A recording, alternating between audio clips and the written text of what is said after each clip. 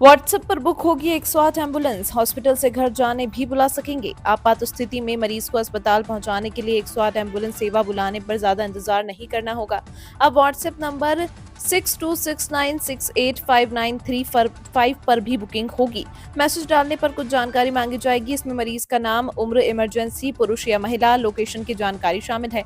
Integrated call centre में WhatsApp number पर आ रहे संदेशों पर ऑपरेटर्स नजर रखेंगे। वे पास की 108 एम्बुलेंस को स्पॉट पर पहुंचाएंगे, यानी रिस्पांस टाइम बेहतर हो जाएगा।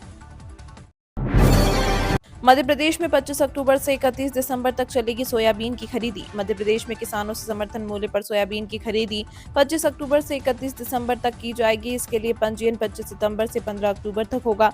मुख्य सचिव वीरा राणा ने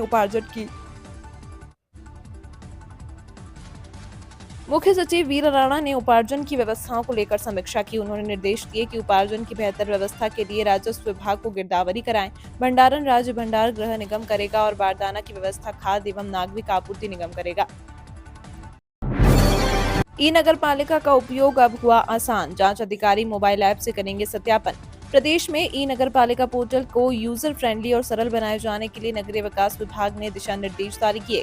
नगरीय विकास आयुक्त श्री भरत यादव ने बताया कि अब नवीन संपत्ति आईडी बनाए जाने की प्रक्रिया को आसान बनाया गया है। उन्होंने बताया कि इस संबंध में मुख्यमंत्री डॉक्टर मोहन यादव और नगरीय विकास एवं आवास मंत्री श्री कैलाश विजयवर्गीय ने निर्देश दिए थे। आवेदक द्वारा संपत्ति पंजीयन के लिए समग्र आईडी प्रस्तुत की जाएगी।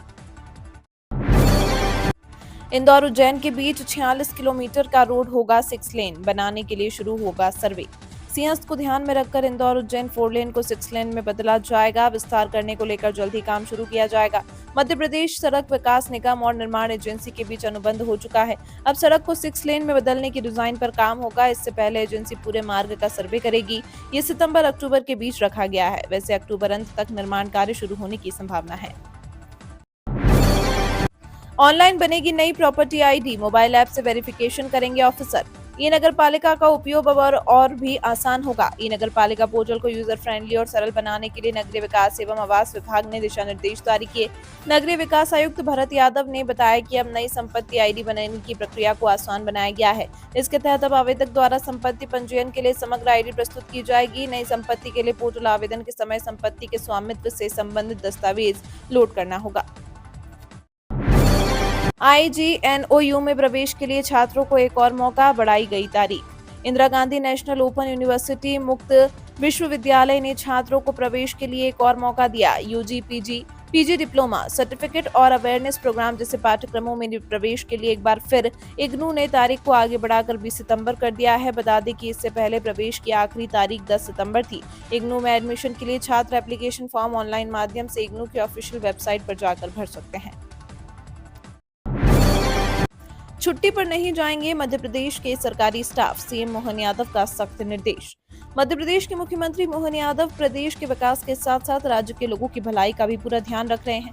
मौसम विभाग की तरफ से राज्य में 30 सितंबर तक भारी बारिश की संभावना का अनुमान लगाया गया है। इसको लेकर प्रदेश के मुख्यमंत्री मोहन यादव ने बीते दिन अधिकारियों के साथ एक बैठक की। इस बैठक में सीएम मोहन यादव ने भारी बारिश की संभावना को देखते हुए कहा कि अतिवर्षा और बाढ़ की स्थिति में भी सरकारी अधिकारी कर्मचारी छुट्टी पर नहीं जाएंगे।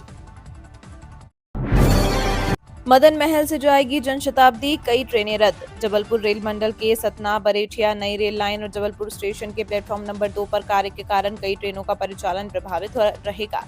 जनशताब्दी एक्सप्रेस मदन महल और रीवा शटल ट्रेन महर स्टेशन तक ही जाएगी। वहीं सिंगरौली जबलपुर इंटरसिटी, जबलपुर चांदा फोर्ट एक्सप्रेस रद्द होगी।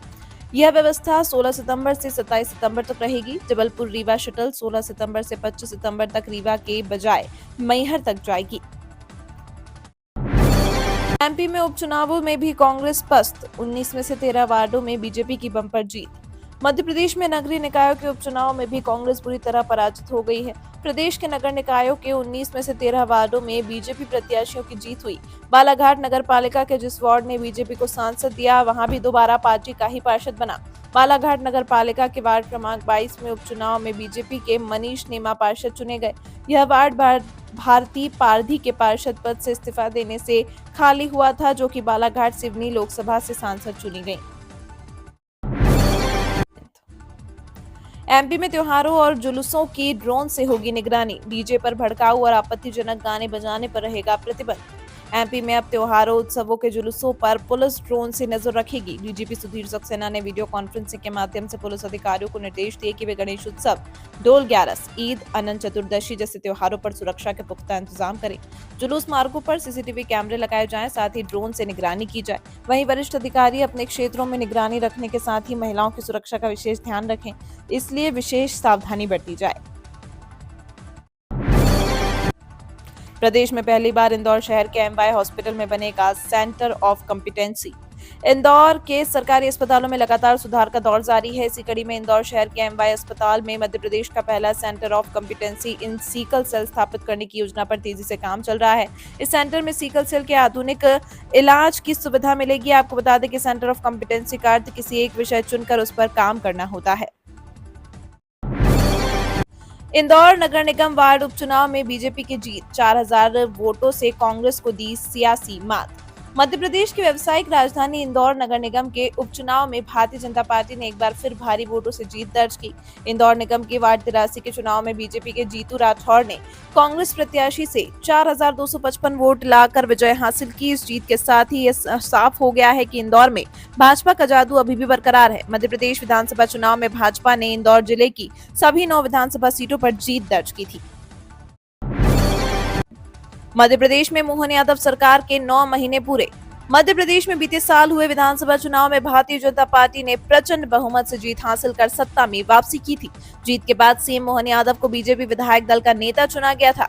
मोहन यादव के मध्य प्रदेश के सत्ता की बागडोर संभालने के पूरे 9 महीने हो चुके हैं। डॉक्टर मोहन यादव ने बीते साल 13 दिसंबर 2023 को मध्य प्रदेश के मुख्यमंत्री पद की शपथ ली थी। डॉक्टर मोहन यादव मध्य प्रदेश के 19वें मुख्यमंत्री हैं। आज रहेगी राहत, 15 सितंबर से फिर आफत बनेगी बारिश। मध्य प्रदेश में झमाझम बारिश का दौर जारी है। पिछले 24 घंटों में 15 जिलों में बारिश हुई। ग्वालियर, मलाजखंड, शिवपुरी में अति भारी बारिश का कहर देखने को मिला। वहीं राजधानी भोपाल, गुना, पचमढ़ी, रायसेन, बैतूल, मंडला, सागर, खजुराहो, टीकमगढ़, सतना, नर्मदापुरम सहित कई जिलों में अच्छी बारिश देखने को मिली। मौसम विभाग के वैज्ञानिकों की माने तो बंगाल खाड़ी में 15 सितंबर से स्ट्रॉन्ग सिस्टम एक्टिव हो रहा है, जिसका असर मध्य प्रदेश में 16 सितंबर से देखने को मिलेगा। पहला एयरपोर्ट बनेगा राजा भोज, जहां मौसम की खराबी से प्रभावित नहीं होगी लैंडिंग। मौसम की खराबी की वजह से होने वाली विमानों की लैंडिंग से परेशानी से भोपाल एयरपोर्ट के यात्रियों को निजात मिलने वाली है। यहाँ सुविधा सुधार के लिए किए जा रहे कामों को अब आकार मिल चुका है। जल्द ही लोगों को इसका फायदा मिलना शुरू हो जाएगा। राजधानी भोपाल का राजा भोज एयरपोर्ट अब यात्री सुविधाओं के तौर पर नया कीर्तिमान रचने जा रहा है, जहां जुटाई जा रही सुविधाओं के चलते लैंडिंग करने वाली फ्लाइटों पर अब मौसम की खराबी का कोई असर नहीं पड़ेगा।